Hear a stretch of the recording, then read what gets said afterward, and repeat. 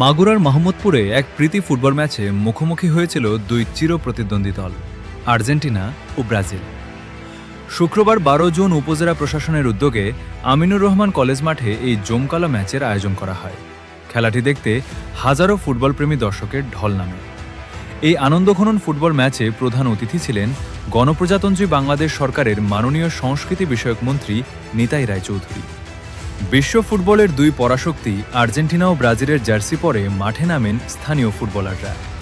চিরচেনা এই দুই দলের লড়াইকে কেন্দ্র করে পুরো মোহাম্মদপুর উপজেলায় উৎসবমুখর পরিবেশের সৃষ্টি হয়।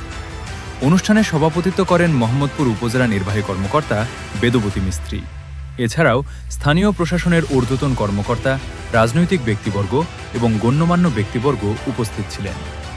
বিকেলে এই খেলার শুভ উদ্বোধন করেন উপজেলা নির্বাহী কর্মকর্তা বেদবতী মিস্ত্রি।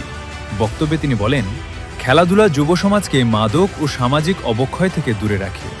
ফুটবল আমাদের আবেগ। গ্রামীণ জনপদে এমন চমৎকার আয়োজন ও সাধারণ মানুষের স্বতঃস্ফূর্ত অংশগ্রহণ সত্যিই প্রশংসনীয়।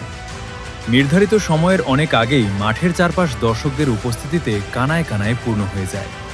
সমর্থকদের ভুভুজেলা, ড্রামের আওয়াজ আর প্রিয় দলের পক্ষে স্লোগানে পুরো কলেজ এলাকা মুখরিত ছিল। উপজেলা প্রশাসনের পক্ষ থেকে জানানো হয়েছে, স্থানীয় তরুণদের খেলাধুলায় উৎসাহিত করতে এবং সাধারণ মানুষকে একটু বিনোদন দিতেই এই বিশেষ প্রীতি ম্যাচের আয়োজন করা হয়েছিল। আগামীতেও এমন আয়োজন অব্যাহত থাকবে।